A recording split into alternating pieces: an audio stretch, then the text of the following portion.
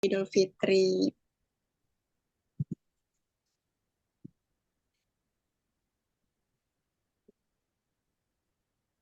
Oke, sebelum kita masuk ke dalam materi selanjutnya, saya akan bertanya dulu kepada teman-teman semuanya, bagaimana di pematerian sebelumnya pesan dan kesannya, bagaimana dari materi yang disampaikan oleh Kak Erwin, boleh dari beberapa orang atau satu, dua perwakilan orang untuk bisa mengkomunikasikan.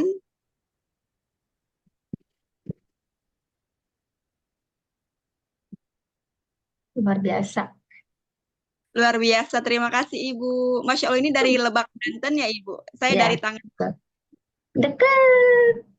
Betul. Ada lagi selain Ibu Ninin,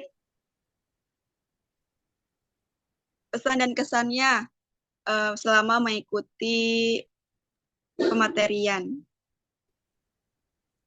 Mohon izin ya, eh, boleh eh, memberi kesan dan pesan. Luar biasa. Eh, Sebetulnya ini menambah wawasan bagi kita. Memang sekarang emang dengan sesuai dengan perkembangan zaman juga segala sesuatu yang memang untuk mendukung dalam pendidikan. Nah, ini Bisindo itu sendiri kan memang bagi kita eh, untuk di sekolah-sekolah memang kita memakai CB, tapi tidak menutup kemungkinan mungkin mereka juga dikenalkan dengan Bisindo karena mungkin nanti ketika mereka setelah lulus, nah mungkin mereka bertemu dengan komunitas tuli. Nah, seperti itu. Jadi eh, perpaduan ya mereka selama di sekolah kita jadi kolaborasi antara CB dengan Bisindo itu bisa sama-sama gitu diajarkan untuk anak-anak gitu di sekolah. Gitu. Jadi luar biasa. Alhamdulillah ketemu nih kebetulan teman share dengan kegiatan ini, akhirnya ikut eh, sangat menambah wawasan karena di sini juga biasanya sebagian dari kita, dari guru-guru SLB ini biasanya suka dipanggil oleh dinas-dinas seperti kepolisian, kemudian dari pengadilan. Jadi selain dengan CB, mereka juga dikenalkan dengan Bisindo gitu seperti itu. Karena seperti kemarin dengan KPU. Nah, saya mungkin dari Banten ini ada Bu Neneng dari Pandeglang, kemudian saya kebetulan eh, pernah berkolaborasi dengan KPU untuk menjadi peterjemah. Nah, di situ karena sering lihat juga di televisi dan kita memang terbiasa dengan eh, berisyarat, jadi kita kolaborasi. Yang di Sindo kita pakai, CB juga kita pakai seperti itu. Makanya ini luar biasa. Kemarin sudah ngobrol dengan teman-teman di sekolah, menambah wawasan. Oh ya, seperti ini, perbedaannya seperti ini. Jadi ketika mereka untuk lulus, oh sudah tahu mereka bahwa selain CB ada Bisindo untuk kaum tuli ya. Karena kalau di sekolah kan tunarungu ya. Untuk yang sudah lulus itu kaum tuli seperti itu. Memang hebat luar biasa nih pematerinya Pak Erwin ini the best. Mudah-mudahan masih ada berkelanjutan ya terus. Jadi tidak hanya hari ini apa yang sesi yang sekarang ya bulan ini mungkin ada yang bulan-bulan selanjutnya. Mudah-mudahan juga Ibu bisa ikut lagi biar nambah lagi nih wawasan untuk mempelajari Bisindo seperti itu. Terima kasih banyak panitia. Terima kasih Pak Erwin. Terima kasih untuk ilmunya luar biasa hebat. Terima kasih ya. Iya, Main sama-sama. dong Tangerang Rangkas dekat. Siap, insya Allah. Oke, di sini juga ada peserta yang sedang sakit tapi semangatnya luar biasa. Kita doakan semoga Pak Wisnu diberikan kesehatan. Pak Wisnu segera lekas sehat ya Pak Wisnu. Baik, saya akan membacakan tata tertib selama Zoom, sama halnya dengan yang sebelumnya. Namun kali ini pemberian presensi akan dilakukan pada room chat Zoom saja, tidak akan diberikan ke grup. Untuk itu, Bapak Ibu harap untuk standby berada di room Zoom. Dan kemudian akan ada voucher seharga 50.000 bagi 3 orang pemenang yang melakukan praktik baik selama mengikuti pematerian dari pertemuan pertama sampai ketiga, dan jangan lupa untuk tag ke akun naluri pendidik underscore. Begitu ya Bapak Ibu. Jadi Bapak Ibu bisa untuk berikan praktik baik atau pesan kesannya selama mengikuti pematerian dan tag ke akun kami. Terima kasih. Sebelumnya saya mau menyapa Kak Erwin. Halo Kak Erwin.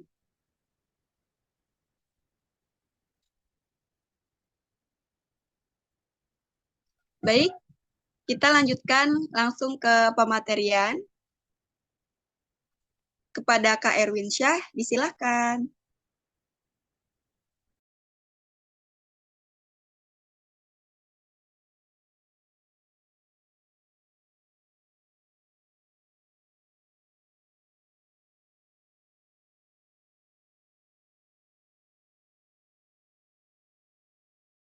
The feeling, when the night has me on your seal.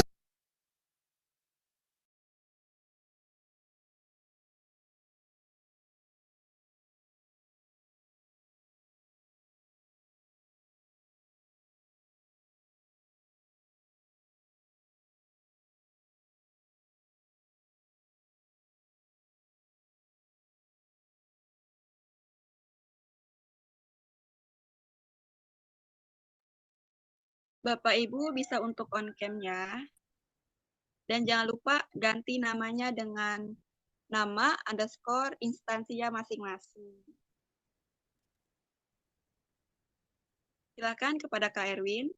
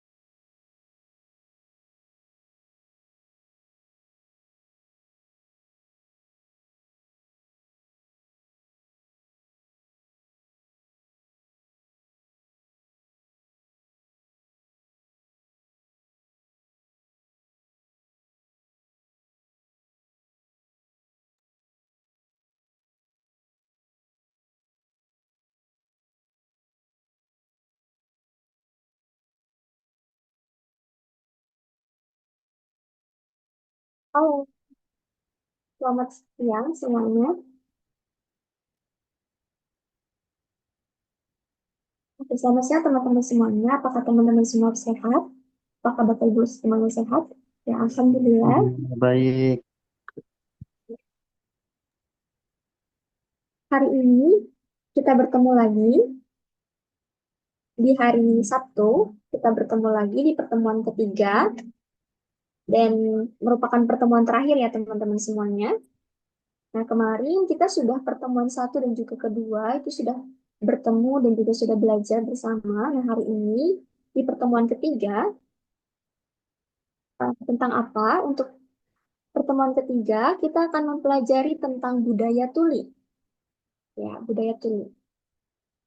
Tentang lingkungan inklusif juga akan kita pelajari seperti apa.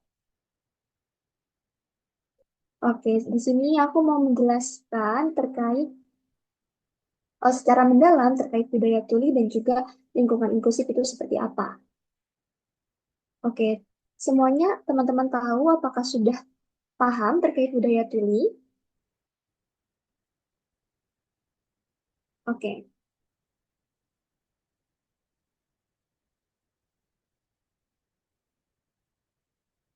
oke.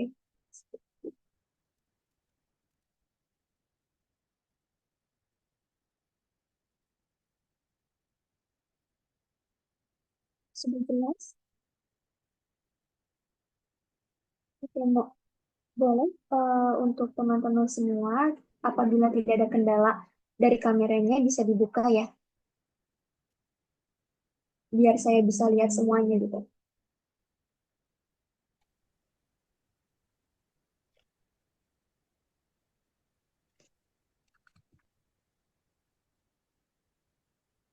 Oke, oke, hari ini kita akan belajar terkait tema tentang mengenal dan juga memahami budaya tuli, komunikasi tuli di dalam lingkungan inklusi.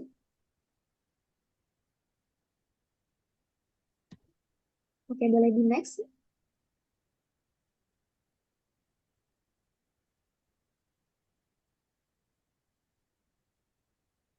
Oke, kemarin sudah perkenalan, tapi belum diperkenalkan secara jelas ya. Oke, saya izin untuk memperkenalkan diri secara jelas ya. Oke, perkenalkan.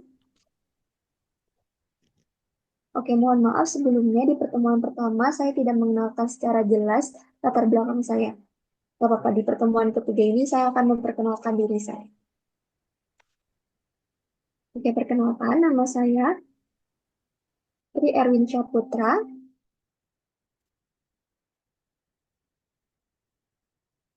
Nama panggilan saya Erwin. Ya, panggilannya bisa Erwin atau Wings. Ya, Erwin atau Wings untuk nama panggilan saya. Saya lahir, saya terlahir sebagai seorang yang dengar. Tapi kenapa sekarang tuli? Ya, sebetulnya saya terlahir sebagai seorang yang dengar, bisa dibilang normal, secara fisik normal, ya normal tidak mengalami hambatan ketika lahir. Namun ketika saya kecil, usia 2 tahun, ya usia 2 tahun, pada saat saya usia 2 tahun, tiba-tiba pendengaran saya mengalami penurunan dan tidak bisa mendengar sama sekali, sehingga saya menjadi seorang tuli. Tapi alhamdulillah saya masih bisa melihat sehingga saya dan juga memiliki kemampuan berbicara sehingga saya masih bisa untuk menangkap informasi secara visual dan juga ketika saya kecil di usia 2 tahun saya mengalami demam tinggi sehingga terjadi penurunan pada kemampuan pendengaran saya.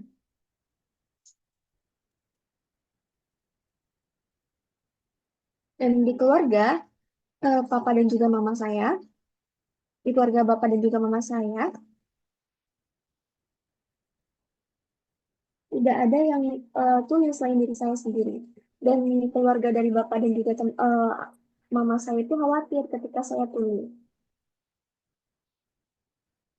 Ya, dan itu terlihat ketika saya usia 2 tahun, ketika orang tua dan juga keluarga saya memanggil saya itu tidak mendengar sama sekali ketika saya usia 2 tahun. Akhirnya saya dibawa ke dokter, THT, dan dilakukan pemeriksaan. Ya, pemeriksaan dari tenggorokan selera saya bagus, tapi ketika diperiksa pendengaran itu tidak sama sekali dan tidak ada pendengaran sama sekali. Sehingga saya menggunakan alat bantu dengar ketika usia 2 tahun. Saya menggunakan alat bantu mendengar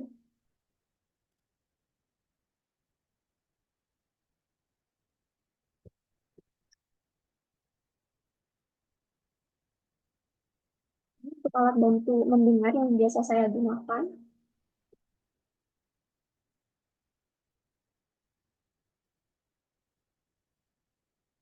Itu teman-teman bisa lihat. Hmm. Jadi untuk berkomunikasi ataupun mendengarkan informasi itu saya menggunakan alat bantu mendengar.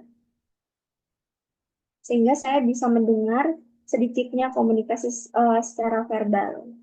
Saya bisa mendengarkan suara mobil atau suara motor ketika sedang berkendaraan menggunakan alat bantu mendengar.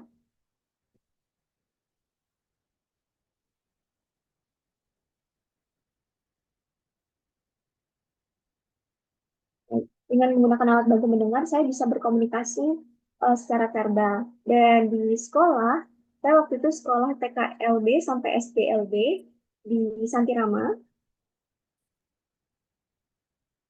Ada yang tahu sekolah Santirama? Ya, sekolah Santirama itu terletak di Jakarta.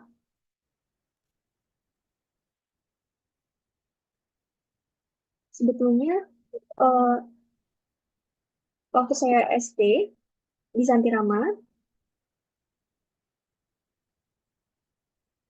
kelas 1 sampai 8, 1 sampai 8. Kenapa saya sekolah sangat lama? Beda kalau misalkan di sekolah umum, itu SDLB itu dari kelas 1 sampai kelas 6. Ya, 6 tahun. Tapi kalau saya di SDLB Santirama itu 8 tahun. Apa sebab atau kenapa? Karena ya, untuk sistem pembelajaran di sana selama 8 tahun untuk SDLB.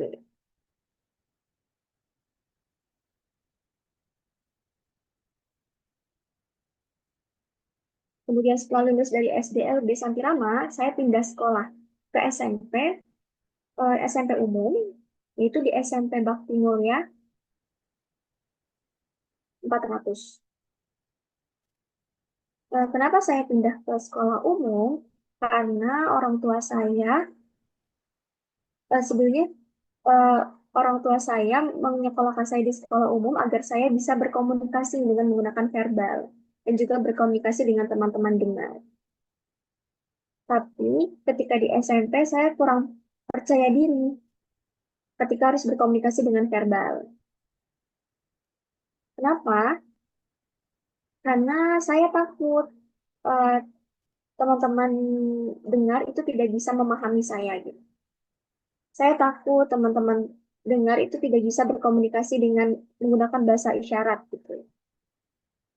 Jadi saya ketika sekolah di SMP itu lebih banyak menggunakan bahasa verbal. Lalu lulus SMP, saya melanjutkan sekolah SMA di SMA Negeri 66 Jakarta. SMA Negeri 66 Jakarta itu merupakan sekolah inklusif. Sehingga ada banyak sekali teman-teman yang mengalami anak-anak yang berkebutuhan khusus seperti tunanetra, kemudian tuli, dan juga dengan hambatan daksa itu sekolah di SMA Negeri 66 Jakarta karena sekolahnya sudah mengusung pendidikan inklusif.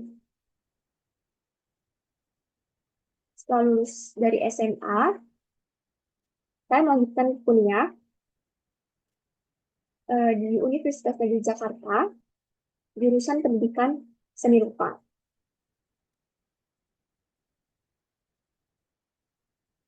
Lulus tahun 2018.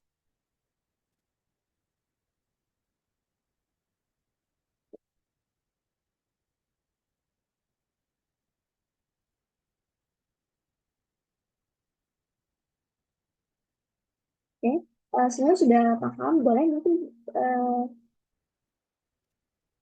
untuk profesi saya saat ini, boleh di next.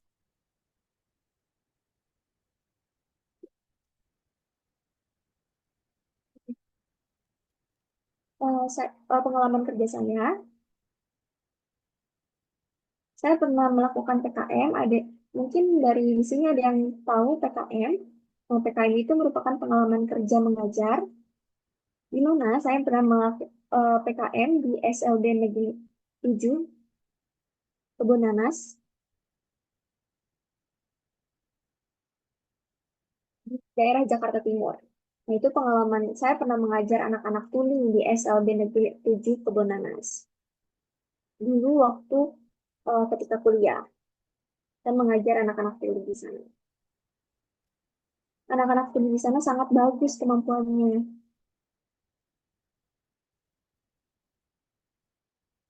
Dan di sana saya mengajarkan praktek, seperti praktek menggambar, kemudian praktek membuat batik, ya. Saya mengajarkan menggambar, kemudian membuat batik, atau mengajar sablon. Jadi saya mengajarkan kelas praktik atau keterampilan di SLB Negeri 7 Jakarta. Karena kalau misalkan anak-anak tuli itu kebanyakan teori, itu mereka agak kesulitan, tapi tergantung kemampuan dari masing-masing anak. Kebanyakan dari karena kemampuan literasi anak-anak tuli itu berbeda-beda. Kemampuan literasi anak tuli berbeda-beda, sehingga saya lebih fokus kepada praktek. Karena kalau untuk mengajarkan teori itu lebih banyak membaca tulisan atau literasi terkait bacaan. Sedangkan teman-teman tuli itu tergantung kemampuannya. Dan teman-teman tuli lebih senang untuk melakukan praktek langsung seperti otomotif, kemudian sablon, menggambar. Anak-anak tuli lebih senang dengan kegiatan yang bersifat keterampilan praktek. Dan pengalaman mengajar saya di SLB Negeri 7 Kebonanas itu selama 3 bulan. Untuk pengalaman kerja mengajar saya selanjutnya, saya pernah kerja magang, memang magang di kantor Sidoto Kreatif dan juga guru geni. Sebenarnya dulu saya pernah kerja sebagai desain grafis.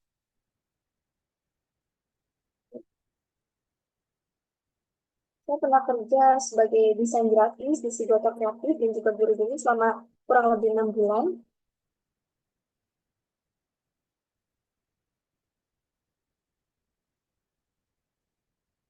Oke. Setelah PKN itu sebelum saya lulus, jadi ketika saya lulus di UNJ itu salah satu syaratnya adalah harus magang dan magangnya itu di Psikotek Kreatif selama 6 bulan.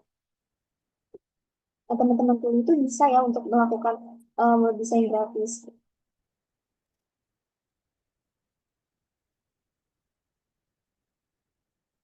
Oke.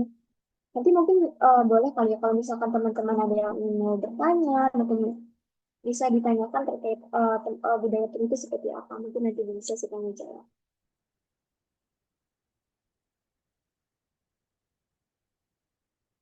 Boleh, Dimas?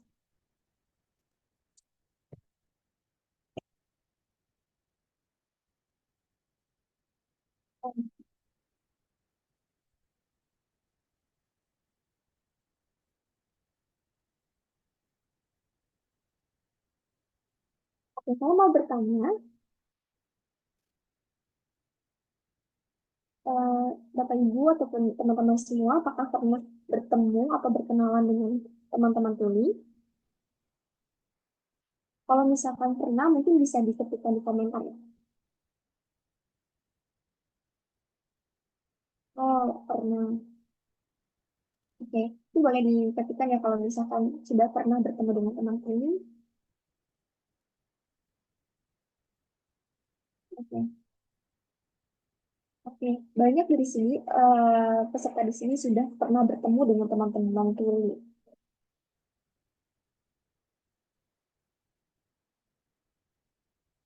Oke, saya mau bertanya lagi, apakah tunarungu atau tuli itu lebih nyaman dipanggil apa? Teman-teman yang mengalami hambatan pendengaran itu lebih baik dipanggil tunarungu atau tuli? Tuli.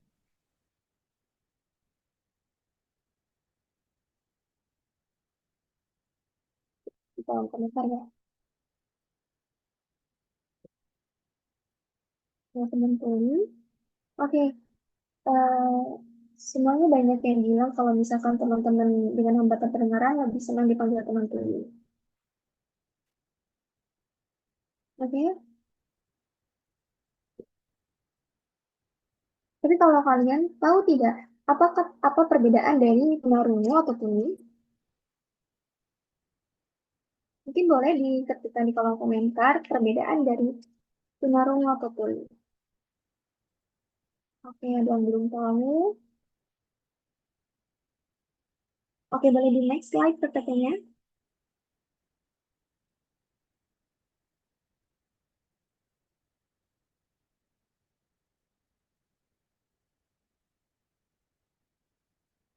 Kakak panitia, oke.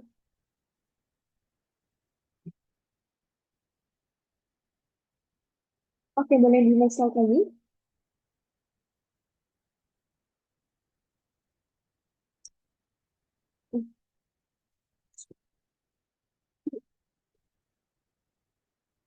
Oke, tunggu ya.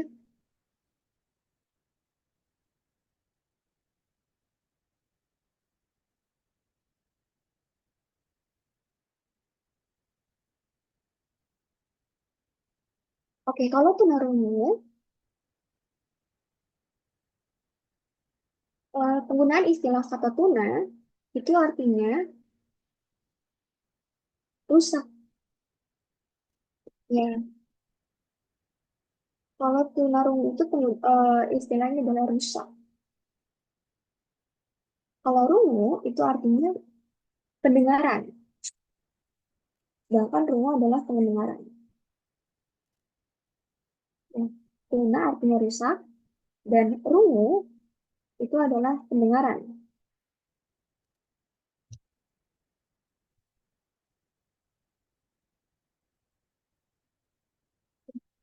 Jadi kalau misalkan digabungkan, tunarungu itu merupakan sebuah penyakit.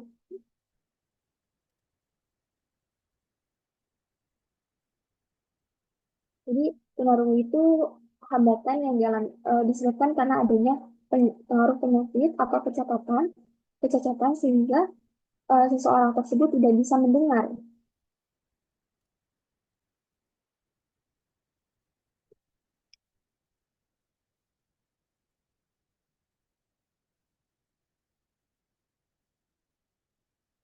Oke, maaf, kita ulang ya. Jadi tunarungu itu seseorang yang tidak bisa mendengar.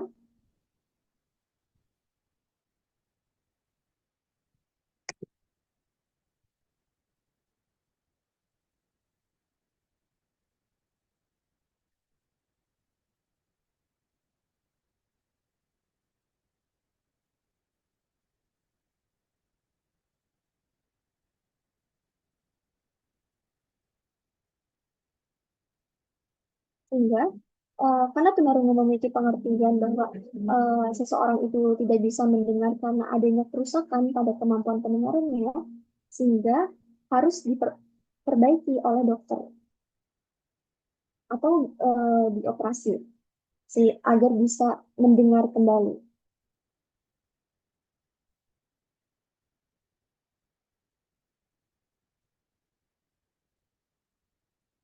Jadi penggunaan istilah tunarungu itu memperbaiki sesuatu yang rusak.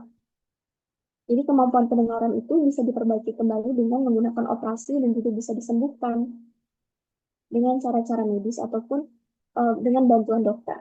Nah, tapi ketika kemampuan pendengaran itu diperbaiki ataupun dioperasi, itu belum tentu kemampuan pendengarannya bisa kembali secara normal. Dan mereka belum tentu bisa mendengar seperti teman-teman dengar yang lainnya. Jadi istilah tunarungu itu biasanya digunakan oleh dokter ataupun medis dan untuk keperluan patologis. Dan untuk tunarungu sendiri itu memang harus membutuhkan alat bantu dengar untuk memperbaiki kemampuan pendengaran, sehingga biar bisa memaksimalkan kemampuannya dalam berkomunikasi menggunakan verbal, tapi bukan menggunakan bahasa isyarat.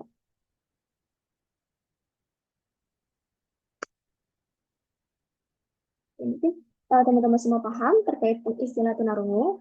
Boleh di next slide. Paham, Kak.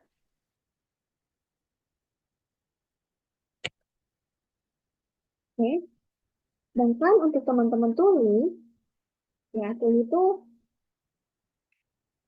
itu seseorang yang memiliki pendengaran setengah ataupun sebagian yang masih memiliki sisa pendengaran atau biasa disebut dengan VOH. Ada yang tahu istilah dari VOH?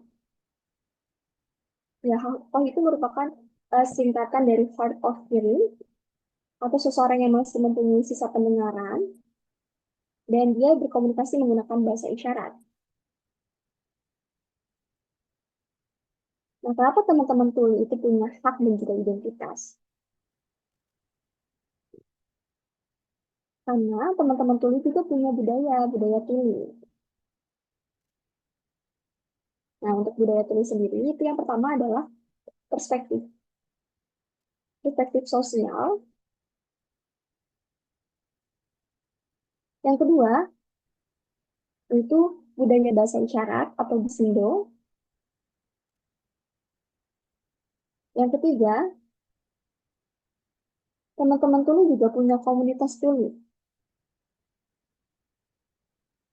Dan yang keempat, teman-teman tuli punya kemampuan seperti teman-teman dengar yang lainnya, yaitu berkomunikasi menggunakan bahasa isyarat.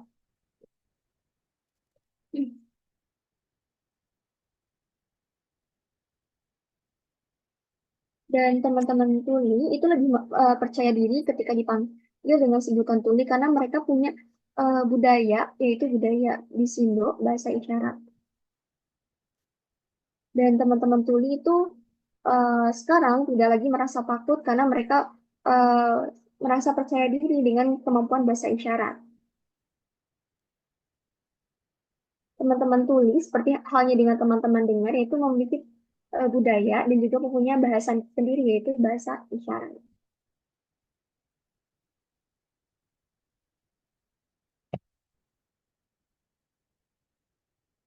Jadi kalau untuk tuli sendiri itu lebih penggunaan istilah yang digunakan berdasarkan perspektif sosiokultural.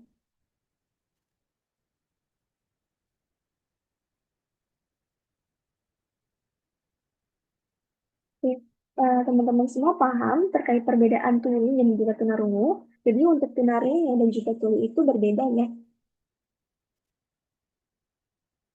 Dan untuk tunarungu dan juga tuli itu berbeda. Ini dari teman-teman sini semua paham?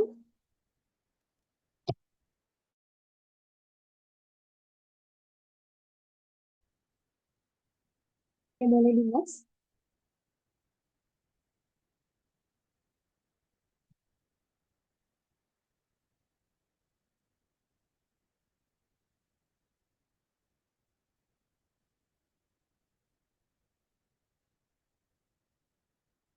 Buat slide, ini.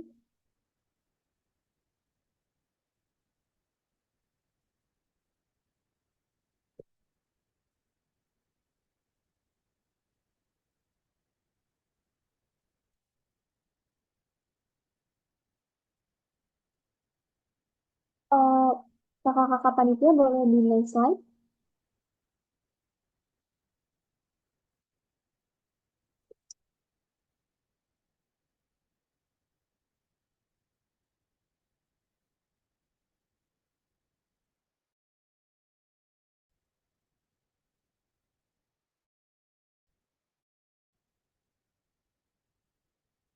Sekarang kita akan membahas terkait Sindi dan juga Bisindo. Perbedaan dari Sindi dan juga Bisindo itu apa? Oke, pertama kita akan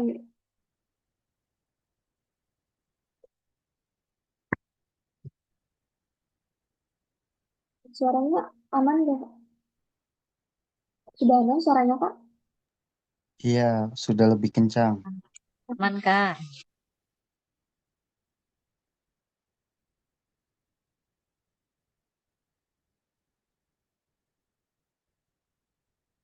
Oke, kita akan pelajari terkait CD. Mas, kalau CD itu merupakan singkatan dari Sistem Isyarat Bahasa Indonesia.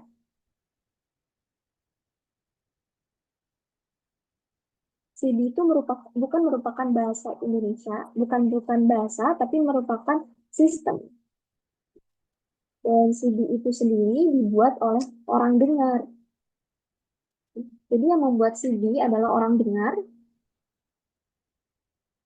yang mengadopsi dari ASL atau American Sign Language. Contohnya seperti ini. Kalau misalkan CD itu sendiri, dia merupakan adopsi dari American Sign Language yang ditambah dengan, ya dia menggunakan satu tangan. Jadi menggunakan satu tangan untuk isyaratnya, ditambah dengan kata-kata imbuhan, seperti imbuhan awal atau imbuhan akhir. Contohnya, membangunkan. Kalau misalkan bangun, itu isyaratnya seperti ini. Bangun, ada dua gerakan isyarat. Nah, kalau misalkan di sini, itu kayak disyaratkannya seperti lalu bangun, dan kan. Nah, hal ini membuat teman-teman tuli itu kebingungan atau kesulitan karena tidak paham terkait konsepnya. Contoh kata imbuhan ber. Oke.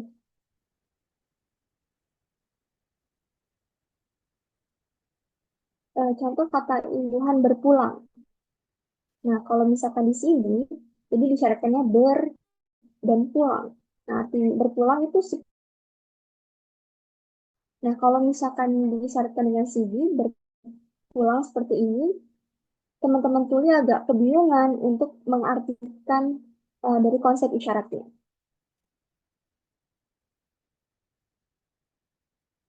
Mungkin anak-anak tuli ketika menggunakan isyarat seperti itu, ada yang kurang paham gitu, dan juga kebingungan, karena tidak memahami konsepnya. Kalau misalkan di Visindo, itu disyaratkan langsung meninggal. Nah, contoh lain ada bercinta.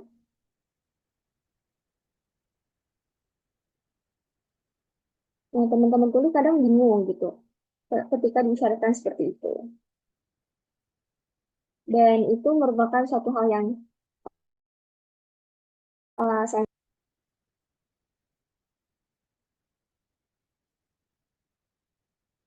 Oke, selanjutnya untuk CD sendiri itu dibuat oleh pemerintah di tahun 1980 dan juga sudah ditetapkan dan tersebar ke seluruh sekolah-sekolah SLB untuk tunarungu dan sudah tersebar di seluruh provinsi seperti Kalimantan, Papua, dan itu sekolah-sekolah SLB di sana sudah menggunakan CD.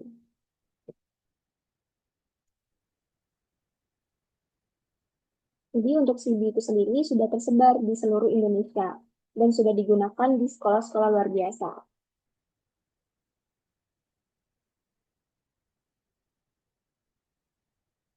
Oke, selanjutnya kita akan membahas terkait Bisindo. Lalu Bisindo itu merupakan kepanjangan dari Bahasa Isyarat Indonesia.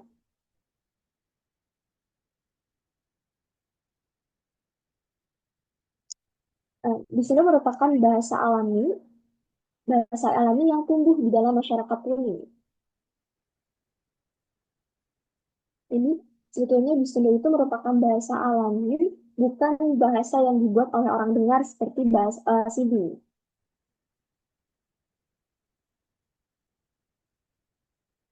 Jadi Bisindo itu merupakan bahasa yang dimiliki oleh teman-teman tuli dari dia lahir sampai dia beranjak dewasa.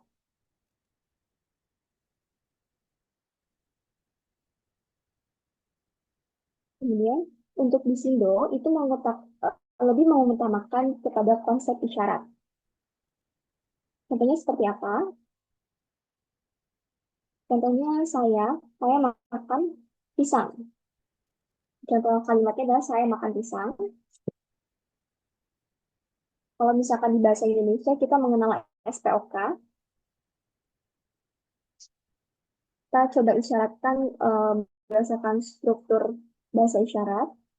Misalkan handphone ini merupakan pisang. Saya makan pisang. Nah, kalau misalkan disyaratkan berdasarkan struktur bahasa Indonesia seperti ini. Saya makan pisang. Nah, tapi kalau misalkan menggunakan struktur bahasa Indonesia, itu konsepnya itu tidak bisa dipahami. Yang ini menggunakan Bisindo, itu saya pisang dimakan. Dan kalau untuk di sini sendiri, itu biasanya lebih menggunakan ekspresi.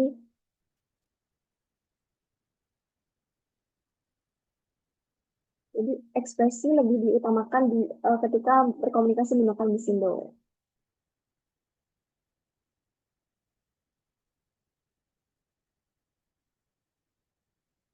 Nah, kalau untuk Bisindo sendiri itu sudah dimulai disebarkan kamus bahasa isyaratnya dan juga dipopulerkan di tahun 2013.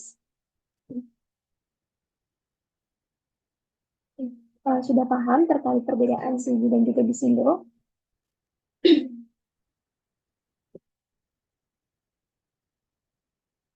Oke, boleh di next slide.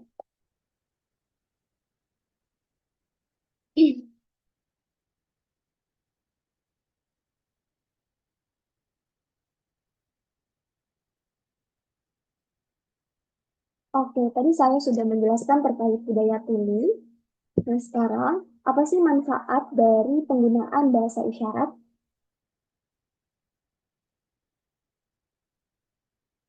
Oke, em, untuk sesi tanya jawab nanti ya kita akan ada sesi tanya jawab di akhir materi. Nanti akan saya jawab pertanyaannya. Oke, untuk manfaat dari penggunaan bahasa isyarat itu adalah yang pertama itu bisa komunikasi atau bisa mengobrol.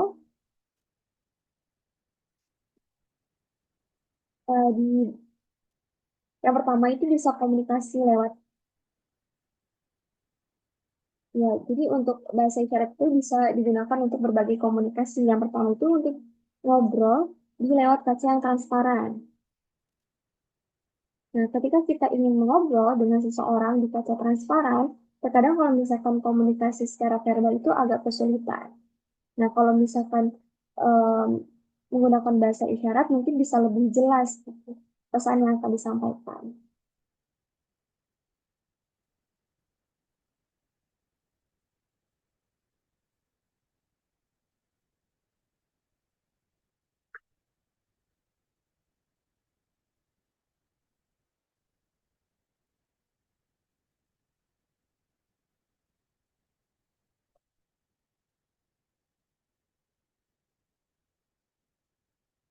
Oke, mohon maaf, tadi sempat freeze, kita ulang ya. Nah, jadi bahasa isyarat itu bisa digunakan untuk berkomunikasi di kaca transparan. Kalau misalkan contohnya nih, ketika orang dengar berkomunikasi secara verbal lewat kaca transparan itu agak kesulitan karena tidak jelas apa yang didengarkan. Tidak jelas suara yang didengarkan itu seperti apa.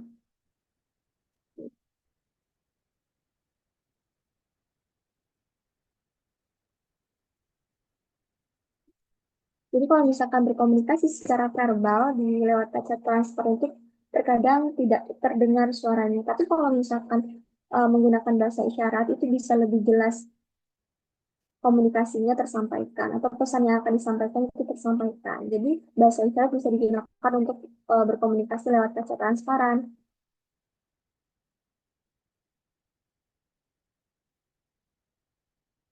Oke, yang kedua, manfaat dari bahasa isyarat itu bisa berkomunikasi dengan jarak jauh.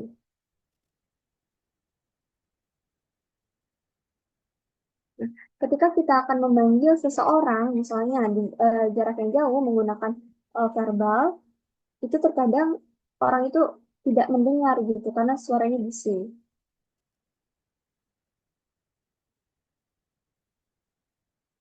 Nah, kalau misalkan menggunakan bahasa isyarat ketika berkomunikasi dengan jarak jauh itu biasanya lebih jelas gitu pesan yang akan disampaikan. Nah, kalau misalkan komunikasi dengan jarak jauh menggunakan verbal, terkadang kalau misalkan kita mengeluarkan suara, banyak orang yang melihat kita dan itu akan membuat kita merasa malu. Dan ketika berkomunikasi secara jarak jauh menggunakan verbal itu terkadang kita teriak-teriak. Dan itu juga bisa mengganggu orang-orang di sekitar. Tapi kalau misalkan menggunakan bahasa isyarat, meskipun kita berkomunikasi dengan jarak yang cukup jauh, itu tidak akan mengganggu orang-orang di sekitar kita. Karena tidak memerlukan suara ketika berkomunikasi menggunakan isyarat. Oke, untuk yang ketiga, manfaat dari penggunaan bahasa isyarat yaitu kita bisa berkomunikasi saat makan. Tapi untuk berkomunikasi menggunakan bahasa isyarat saat makan itu salah satu persyaratannya itu ketika kita makan di tempat makan yang bundar atau bulat mejanya. Kenapa harus berkomunikasi dengan di tempat yang mejanya bulat agar kita bisa saling menatap satu sama lain dan bisa melihat gerakan isyarat satu sama lain. Atau ketika berhadapan itu mungkin bisa berkomunikasi sambil makan menggunakan bahasa isyarat. Tapi kalau misalkan mejanya panjang atau menyamping, itu cukup kesulitan ketika berkomunikasi menggunakan bahasa isyarat karena tidak fokus untuk melihat gerakan isyarat masing-masing. Dan kurang nyaman juga adalah selalu melihat ke kanan dan ke kiri ketika berkomunikasi dan itu akan membuat leher sakit.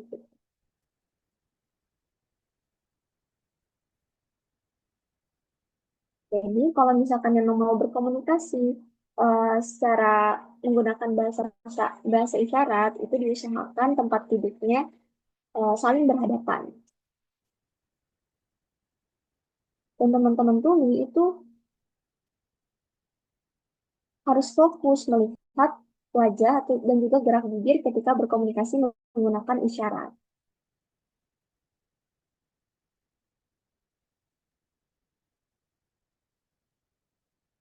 Kalau misalkan tidak berhadapan, mungkin kalau untuk orang dengar atau teman-teman dengar ketika berkomunikasi tidak berhadapan itu tidak menjadi masalah karena mereka masih bisa mendengarkan informasi yang disampaikan oleh temannya.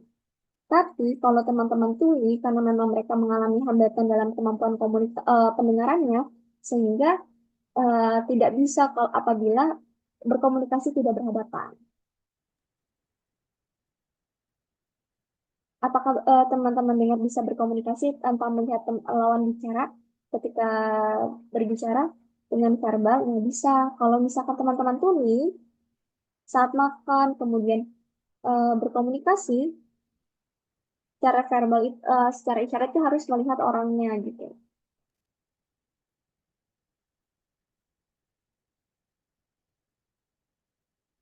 Oke,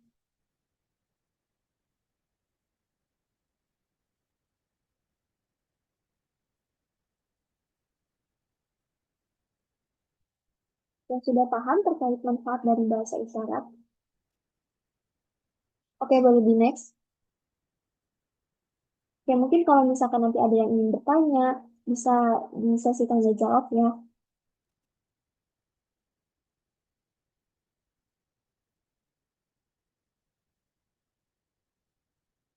Lalu, apa saja hambatan yang dialami oleh teman-teman tuli? Yang pertama, hambatannya itu adalah teman-teman tuli itu kurang mendapatkan informasi secara verbal. Hmm. Kenapa? Karena akses yang diberikan atau akses yang tersedia di lingkungan masyarakat untuk teman-teman tuli itu masih masih sangat kurang. Contohnya ketika di rumah sakit atau di transportasi umum, di kantor.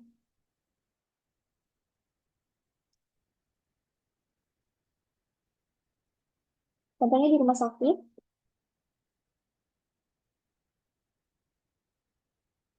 mungkin orang-orang ketika datang ke rumah sakit itu ketika mengambil nomor antrian, dan untuk ngambil nomor antrian, misalnya nomor 9 atau nomor 17. Oke.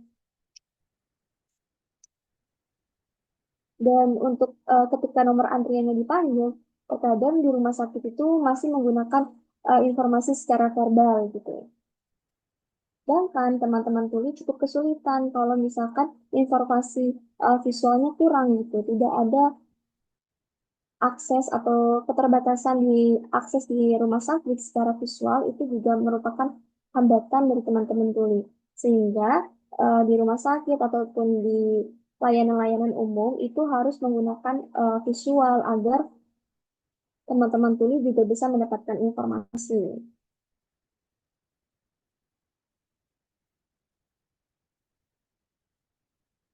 Kemudian di transportasi umum,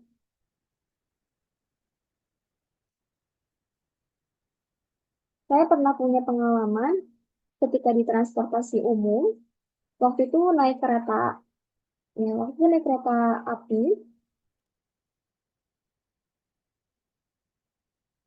waktu itu di stasiun Manggarai, ketika saya di stasiun Manggarai, mau ke arah Bogor,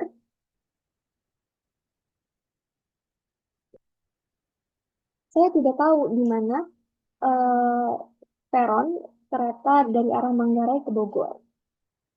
Sehingga saya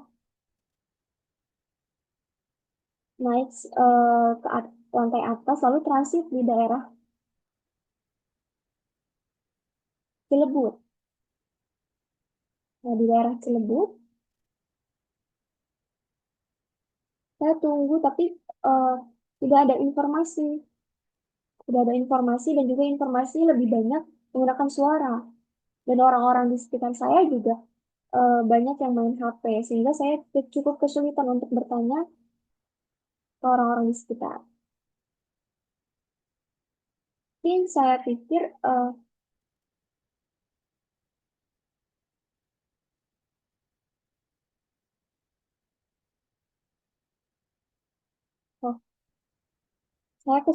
karena saya kesulitan informasi, sehingga saya salah naik kereta. Dan kereta yang saya naiki itu adalah kereta yang ke arah Penambung.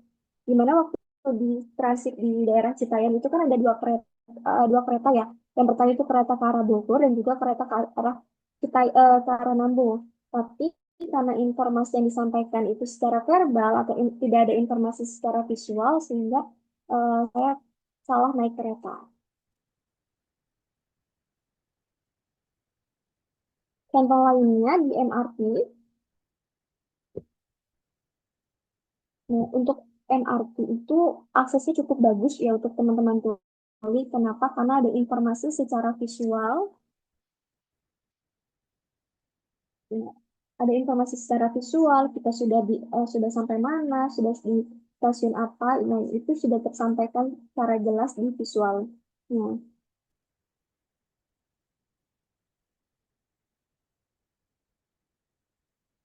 jadi untuk teman tuli, salah satu hambatannya adalah informasi visual yang masih terbatas.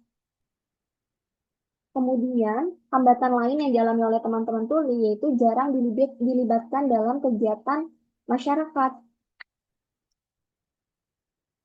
Saya seorang tuli, tapi ketika berkomunikasi dengan teman-teman dengar atau dalam sebuah kelompok dengar, itu saya eh, seringkali didiamkan atau merasa terasingkan karena saya merupakan seorang yang minoritas atau kelompok kecil dalam sebuah masyarakat.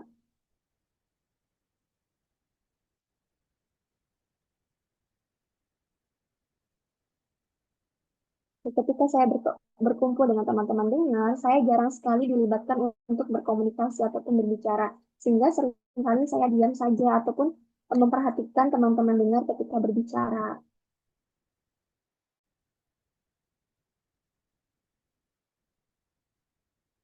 Oke, yang ketiga, salah satu hambatan yang dialami oleh teman-teman tuli lainnya, yaitu tidak adanya akses juru bahasa isyarat.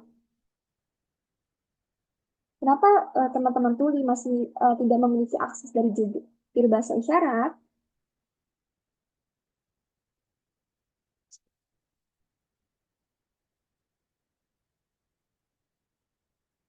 Sebenarnya ketika seminar ataupun ketika sedang workshop, itu workshop besar ataupun seminar yang acaranya cukup besar, itu terkadang tidak ada juru bahasa isyaratnya. Dan saya ketika mengikuti kegiatan workshop tersebut, merasa kebingungan karena informasi yang disampaikan itu secara verbal, tidak ada JBI yang mengisyaratkan ke dalam bahasa isyarat. Sehingga saya terkadang ketika mengikuti kegiatan workshop ataupun seminar, saya lebih banyak bertanya dengan orang-orang di sekitar. Tapi terkadang kalau misalkan saya bertanya dengan orang-orang di sekitar, akan mengganggu mereka dan akhirnya saya sering keluar gitu ketika apabila di acara tersebut tidak ada JBI. Jadi kalau misalkan mau mengadakan workshop ataupun kegiatan seminar yang di mana terdapat ada teman-teman tuli di dalamnya harus menyediakan JBI agar teman-teman tuli itu bisa memahami dengan jelas informasi yang disampaikan. Sehingga teman-teman tuli juga bisa mendapatkan informasi ataupun ilmu-ilmu yang baru.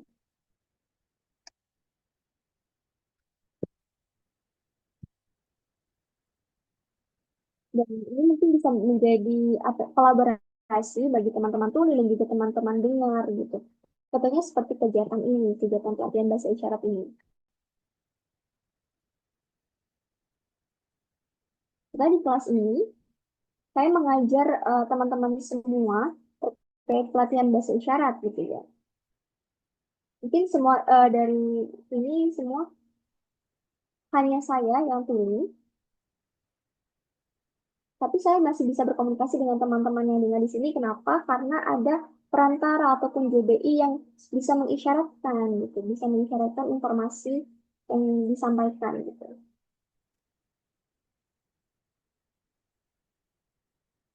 Kalau misalkan tidak ada JBI, mungkin teman-teman di sini merasa kesulitan ketika saya menjelaskan materi karena tidak ada yang mengartikan ataupun tidak ada akses dari JBI sehingga informasi kurang jelas tersampaikan.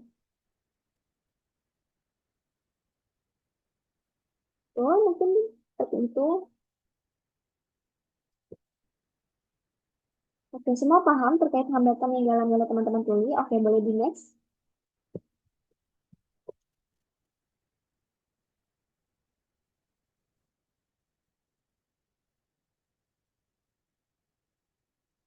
Oke, sekarang kita akan mempelajari terkait budaya tuli dan juga budaya dengar. Nah, untuk budaya tuli dan juga teman dengar itu berbeda. Kalau budaya dengar itu ketika memanggil seseorang itu menggunakan panggilan suara atau menyebut namanya. Sehingga orang tersebut akan menengok.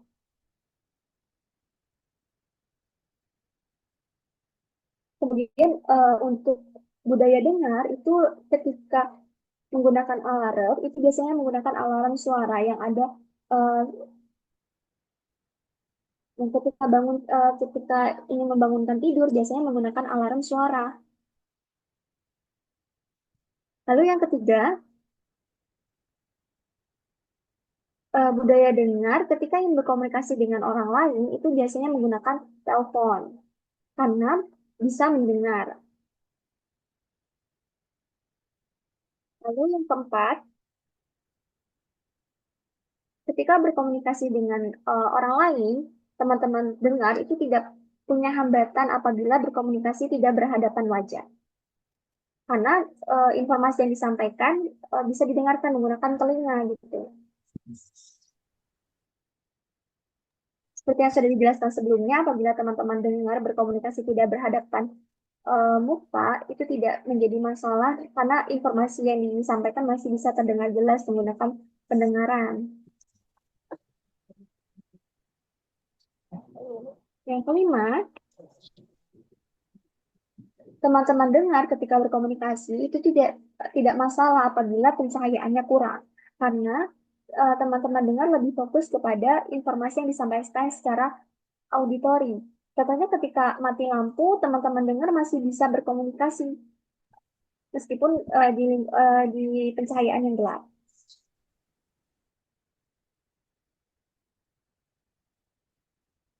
Lalu selanjutnya, teman-teman dengar itu masih bisa berkomunikasi di meja yang panjang. Meskipun ngobrol saling bersampingan atau bersebelahan, itu tidak menjadi masalah bagi teman-teman dengar. Dan merasa nyaman apabila berkomunikasi secara bersampingan. Lalu yang ketujuh, teman-teman dengar terbiasa melakukan tepuk tangan, gitu ya. Karena teman-teman dengar bisa mendengar suara riuh dari tepuk tangan itu sendiri. Oke, selanjutnya budaya tuli atau yang membedakan dari budaya tuli dan juga budaya dengar. Nah, kalau misalkan budaya tuli ketika ingin memanggil seseorang itu biasanya menepuk bahu atau punggungnya. Karena kalau misalkan panggil dengan nama atau panggil suara itu tidak akan terdengar oleh teman-teman tuli. Sehingga kami lebih eh, senang apabila memanggil itu menggunakan tepuk bahu atau tepuk punggung. Atau bisa juga apakah melempar sesuatu ke teman-teman tuli untuk memanggil itu diperbolehkan tidak boleh. Jadi harus eh, menepuk bahu atau punggung karena itu merupakan suatu hal yang lebih sopan gitu untuk memanggil teman-teman tuli. Selanjutnya yang kedua, teman-teman tuli ketika menggunakan alarm itu biasanya alarm getar atau alarm kedip. Tidak menggunakan alarm suara karena tidak punya kemampuan pendengaran.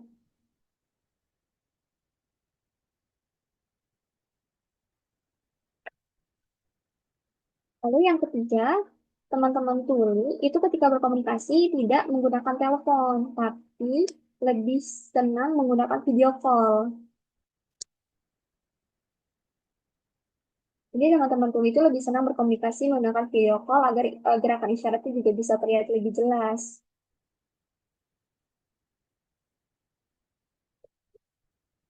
Lalu yang keempat, budaya tuli selanjutnya yaitu harus berhadapan wajah ketika berkomunikasi dengan teman tuli. Ya, teman-teman tuli itu lebih fokus melihat berhadapan wajah karena teman-teman tuli itu biasanya eh, berkomunikasi melihat gerak bibir.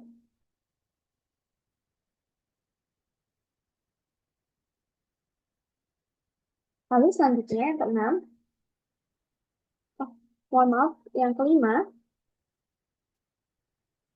teman-teman tuli ketika berkomunikasi itu harus di tempat yang pencahayaannya cukup bagus karena teman-teman tuli itu lebih mengenalkan visual ketika berkomunikasi sehingga harus melihat gerakan isyaratnya. Apabila di pencahayaan yang kurang, itu teman-teman tuli tidak bisa melihat gerakan isyarat.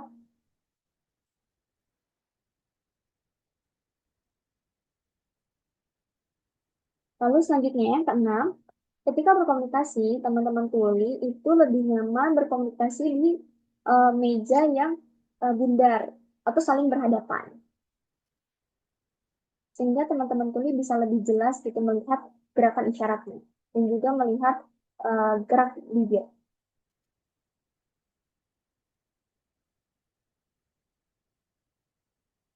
Dan yang terakhir, nomor 7,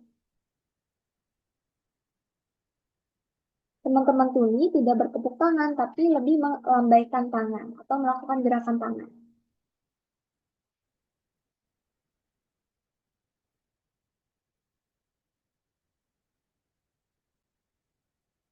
Oke, semuanya paham terkait perbedaan budaya tuli dan juga budaya dengar.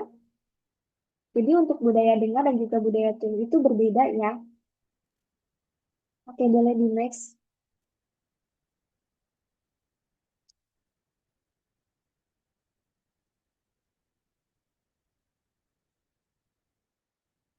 Oke, oke penyampaian materi sudah selesai. Mungkin dari teman-teman ada yang ingin ditanyakan terkait budaya tuli.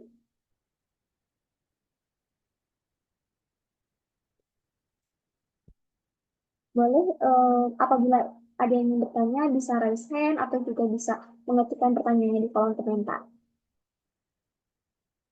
Nah, untuk sesi tanya jawab kali ini saya pilih 3 orang ya karena waktunya terbatas. Boleh untuk teman-teman yang ingin bertanya bisa raise hand atau ketikkan pertanyaan di kolom komentar.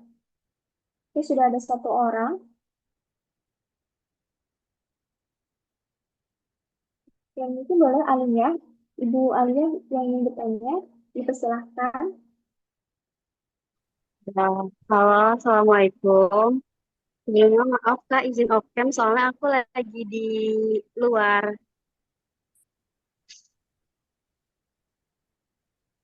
Maaf ya Kak. Kak, jadi kan aku udah sempat mempelajari budaya tuli ya Kak waktu pas ikut acara di di Fly gitu di Bandung. Terus kakak kakak itunya tuh bilang katanya kalau misalnya setiap kota atau setiap daerah itu bahasa isyarat itu berbeda-beda. Terus aku gimana caranya untuk teman-teman tuli kayak kok bisa kayak misal teman tuli dari Bandung, dari Jakarta atau dari Bali itu saling mengerti bahasa isyarat satu sama lain gitu perbedaan padahal perbedaan apa gerakannya itu beda gitu Kak. Terima kasih.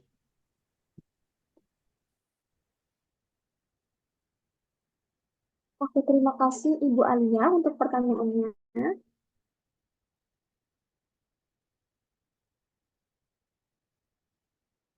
Oke, jadi tadi pertanyaannya terkait kenapa teman-teman tuli tiap daerah itu bisa memahami gitu gerakan bahasa isyarat Indonesia itu meskipun berbeda-beda. Jadi betul ya Bu, kalau misalkan tiap daerah itu di sininya berbeda-beda. Contohnya kayak di Papua, kemudian di Bandung, di Bali, di Kalimantan itu berbeda-beda isyaratnya karena ya tiap daerah itu teman-teman tuli punya komunitas dan masing-masing komunitasnya itu punya bisindo yang beda-beda gitu. Nah ini contohnya ucapan terima kasih di Jakarta itu di bawah dagu, di dagu. Tapi kalau misalkan di Bali, ucapan terima kasih seperti ini.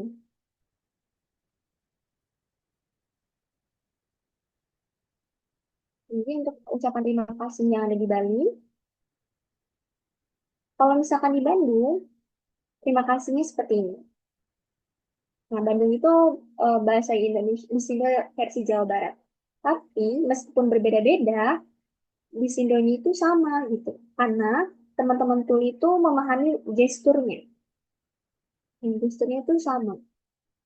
Dan masing-masing daerah itu meskipun di Sindonya berbeda, gerakan isyaratnya berbeda, tapi tetap saling menghormati dan juga menghargai dan juga tidak saling menyalahkan gitu. Meskipun ada perbedaan eh, gerakan bahasa isyaratnya. Apakah sudah dipahami untuk jawabannya?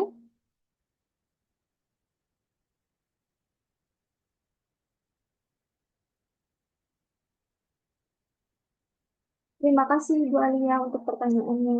Apakah suara saya terdengar, Bu? Terdengar Kak, aman. Apakah sudah cukup untuk jawabannya, Bu Alia?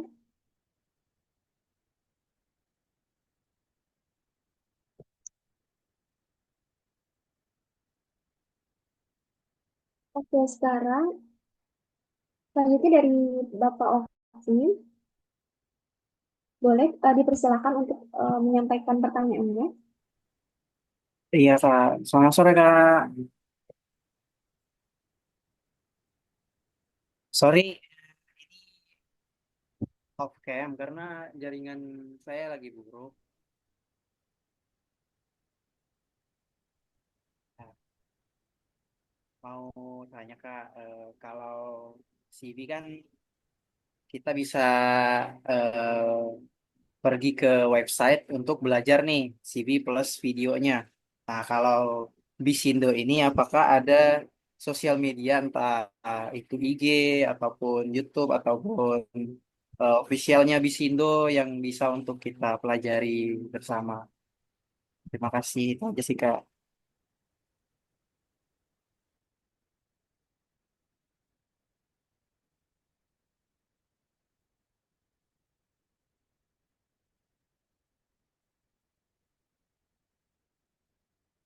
Ya, baik, terima kasih untuk Pak Oki atas pertanyaannya.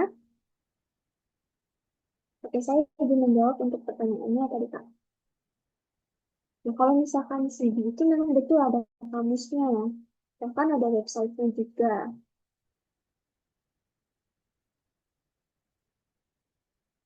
Ini kalau misalkan di Sindo, kalau misalkan teman-teman mau belajar di Sindo, itu bisa juga lihat YouTube. Biasanya di YouTube sudah banyak teman-teman tuli. Ya, di YouTube itu sudah banyak teman-teman tuli yang membuat video terkait belajar bahasa isyarat. Misalkan video perkenalan, abjad A sampai Z. Nah, itu bisa belajar di sana. Kemudian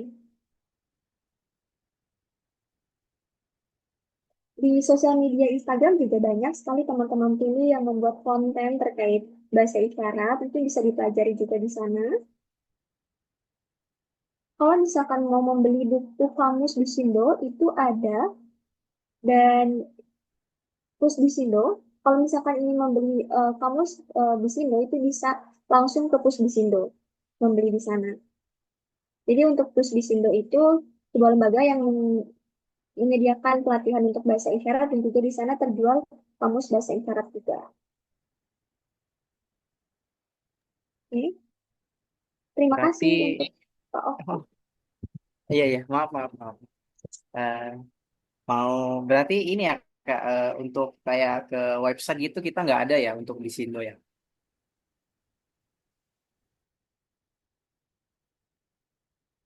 Kalau untuk website sendiri, untuk di Sindo itu belum ada. Jadi kalau misalkan memang mau belajar di Indo itu lebih banyak di YouTube karena di sana banyak konten-konten terkait belajar bahasa isyarat. Tapi kalau untuk website sendiri sudah saya cari itu belum ada. Tapi kalau untuk di YouTube itu sudah banyak untuk konten-konten bahasa isyarat. Baik, terima kasih Kakak, Kak Erwin, Kak Syabil. Pak Oki atas pertanyaannya.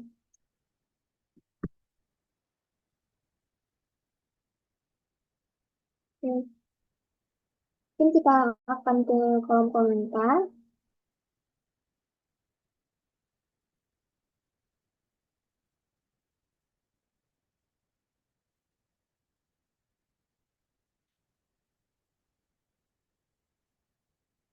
Oke. Di kolom komentar ada pertanyaan, apakah ada kamus untuk bahasa isyarat?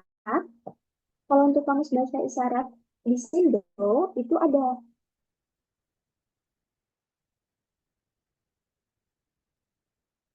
Kalau misalkan memang mau memiliki kamus di Indo itu bisa langsung menghubungi sosial media ataupun nomor dari Pusdisindo karena dari Pusdisindo itu sendiri menjual kamus untuk bahasa isyarat Indonesia. Tapi kalau misalkan saya atau Kak Erwin itu tidak punya untuk kamus di Indo. Jadi kalau misalkan memang mau membeli bisa langsung ke Pusdisindo.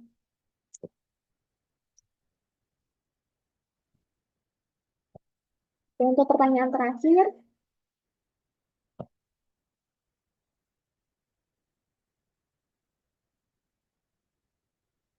dari Ibu Putri.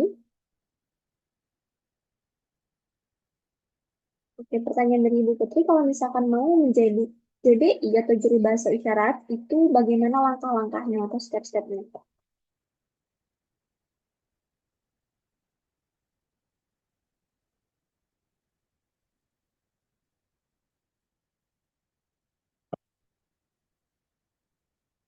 Kalau misalkan teman-teman atau Bapak Ibu yang ada di sini mau menjadi JBI, itu langkah pertama itu harus ikut belajar terlebih dahulu kelas bahasa isyarat Indonesia yang diadakan oleh Pusdisindo.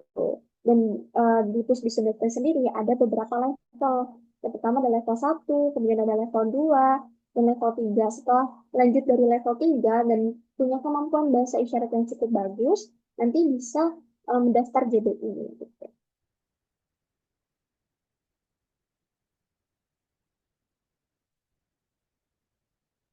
Jadi kalau misalkan mau mendaftar JBI harus belajar eh, di Sindo dulu, di Pusdisindo level 1 sampai 3. Kemudian ketika sudah punya kemampuan bahasa isyarat yang cukup bagus dan juga tidak kaku, bisa mendaftar di JBI.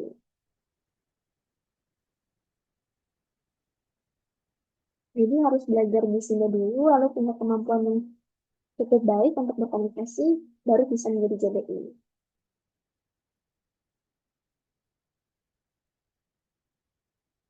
Jadi nanti kalau misalkan mau menjadi JBI, bisa tanya-tanya juga ke teman-teman tuli untuk langkah-langkahnya seperti apa.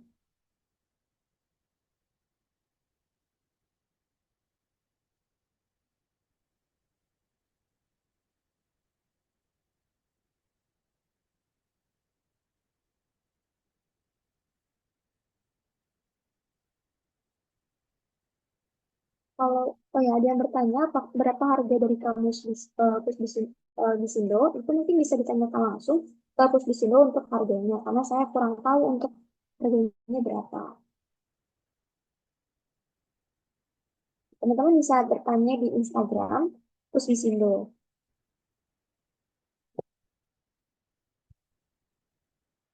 Dan biasanya untuk membeli kamus di Pusdisindo itu harus ikut kelas dari Pusdisindo juga.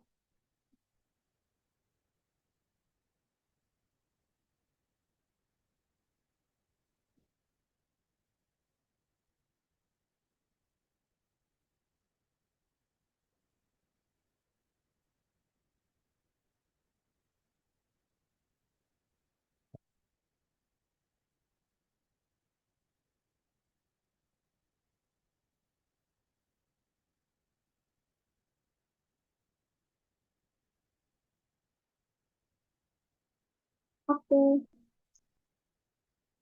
jadi untuk sesi tanya jawab kita sudah sampai sini. Tadi saya sudah menjelaskan terkait budaya tuli, kemudian manfaat dari budaya tuli, lalu hambatan-hambatan yang dialami oleh teman-teman tuli. Dan, jadi untuk budaya tuli seperti itu ya teman-teman semuanya.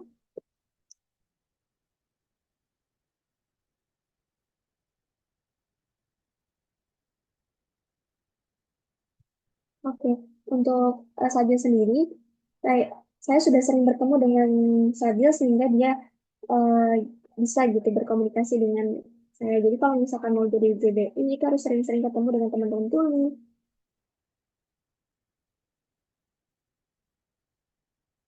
Oke, sekarang merupakan pertemuan yang terakhir, yaitu pertemuan ketiga. Saya mau mengucapkan terima kasih banyak untuk semuanya. Terima kasih sudah datang atau ikut kelas bahasa isyarat ini. Terima kasih sudah hadir di pertemuan satu sampai ketiga. Semoga teman-teman bisa bertemu dengan saya kapan-kapan. Mungkin kita bisa bertemu dan juga belajar bahasa isyarat bersama-sama.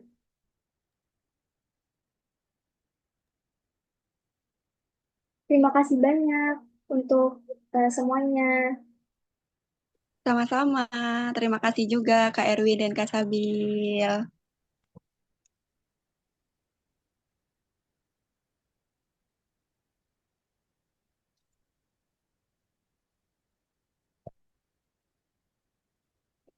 Baik, Bapak dan Ibu, kita sudah menyelesaikan pertemuan terakhir di hari ini tentang budaya teman tuli.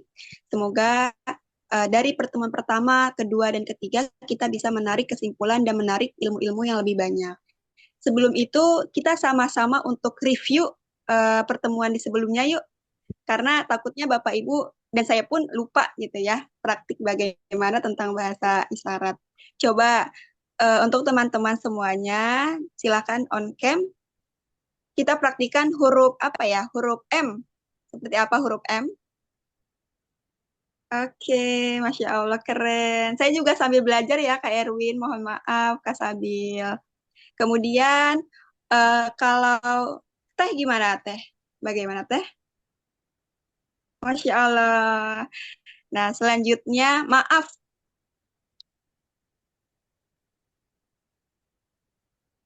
Oke, keren. Selanjutnya, terima kasih. Dan kemudian huruf O. Masya Allah, berarti sudah pandai-pandai semua ya Bapak Ibu. Mungkin saya juga banyak belajar dari Bapak Ibu semua.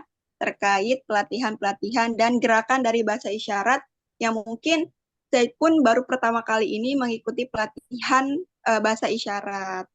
Oke, selanjutnya saya akan mengingatkan tentang adanya door prize bagi Bapak Ibu yang ingin mendapatkan door prize. Ada 3 orang yang beruntung, yaitu mendapatkan voucher pulsa seharga 50.000 setiap orang dengan memberikan pesan dan kesan selama mengikuti kegiatan pertemuan dari awal, kedua, dan ketiga. Bisa melakukan praktik baik ataupun seperti membuat video perkenalan atau berinteraksi dengan temannya, dan jangan lupa untuk di-tag ke akun kami yaitu Naluri Pendidik _ Seperti itu ya Bapak Ibu. Semoga jadi rezeki untuk Bapak Ibu di hari ini.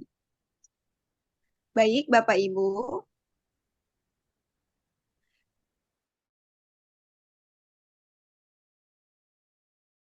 Sama Naluri Pendidik, ini bukan hanya sekedar pelatihan biasa, tetapi juga wujud nyata kepedulian kita terhadap pendidikan inklusif. Kalau bukan kita yang peduli, siapa lagi? Kami mengajak Bapak dan Ibu untuk membagikan pengalaman berharga ke dalam semua sosial media Bapak Ibu seperti WhatsApp ataupun Instagram, agar lebih banyak orang yang terinspirasi dan sadar akan komunikasi yang inklusif. Dan mari kita viralkan kegiatan positif di bulan Ramadan kali ini, karena sekecil apapun kebaikan yang kita bagikan, semoga bisa menjadi cahaya bagi mereka yang membutuhkan. Dan juga ilmu yang bermanfaat adalah ilmu yang dibagikan, bukan ilmu yang disimpan. Terima kasih atas partisipasi dan dedikasi Bapak Ibu. Semoga ilmu yang kita dapatkan menjadi amal jariah untuk kita semua. Selanjutnya yaitu sesi dokumentasi. Untuk Bapak Ibu silahkan on cam. Kita akan abadikan pelatihan hari ini. Tolong dibantu untuk Kak Bintang. Ya, baik Kak. Bapak Ibu semua boleh on cam ya. Saya tunggu 10 detik ya. Bagi Bapak Ibu semua silahkan nyalakan kameranya. Ada Kak Adam, Kak Naila, Kak Nisa, Kak Mikaela, Kak Afifah, Kak Sabrina, Kak Afra, Alfian, semuanya boleh nyalakan kameranya, masih saya tunggu ya. Oke, 5 detik lagi teman-teman siap. Ya, baik. Gaya bebasnya boleh 1, slide pertama, 2, 3. Masya Allah. Slide kedua gaya bebasnya 1, 2, 3. Lagi slide ketiga, slide keempat. Sekarang semuanya boleh senyumnya buncis, siap Bapak Ibu semua buncis. 3, 2, 1 buncis. Sekali lagi 3, 2, 1 buncis. Ya, terima kasih. Kak Epon silakan. Terima kasih Kak Handi. Baik, link presensi sudah saya berikan ya, sudah ada diberikan di room chat. Sekali lagi, presensi tidak untuk dibagikan ke dalam grup, hanya ke dalam room Zoom yang sudah kita bagikan. Silakan Bapak Ibu untuk mengisi link presensi yang sudah diberikan.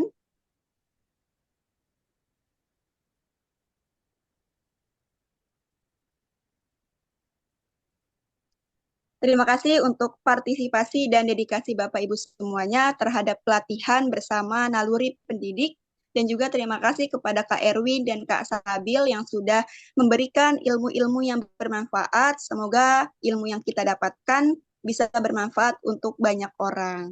Dan jangan lupa untuk follow Naluri Pendidik _ tunggu pelatihan selanjutnya di suatu saat nanti. Akan ada pelatihan lagi dan jangan lupa untuk ikut serta Bapak Ibu.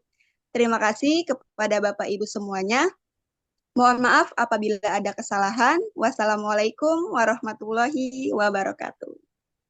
Waalaikumsalam warahmatullahi wabarakatuh. Terima kasih Kak Erwin Terima dan kasih. Kak Salsabila. Kak, absensinya minta akses, Kak. Siap, Oke, Ibu. baik Bu, sebentar ya. Iya Bapak Ibu untuk tidak meninggalkan Zoom terlebih dahulu ya jika belum mengisi link presensi.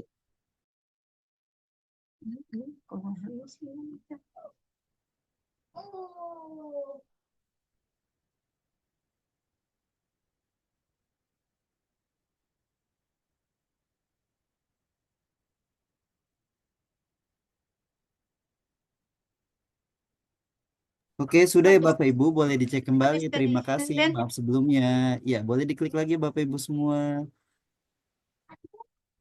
Udah. Nih. Ya, bisa diisi kembali ya Bapak Ibu. Mohon maaf tadi aksesnya Nah, masih kita.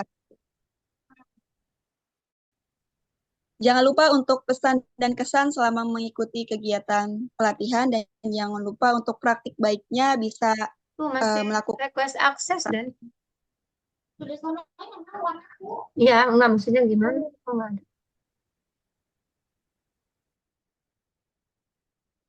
Sudah bisa Bapak Ibu?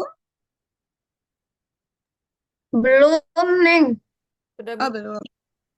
Coba untuk diklik lagi, Bu. sudah bisa. Ah, sudah, alhamdulillah.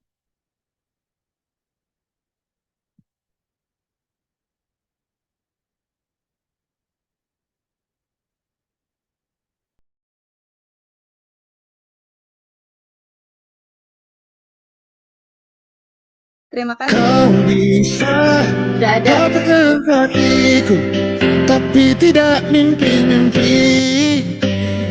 Kau bisa mengatakan aku, tapi tidak mimpi-mimpi. Kau bisa merebut senyumku, tapi sungguh tak akan lama. Kau bisa merobek hatiku, tapi aku tahu obatnya. Manusia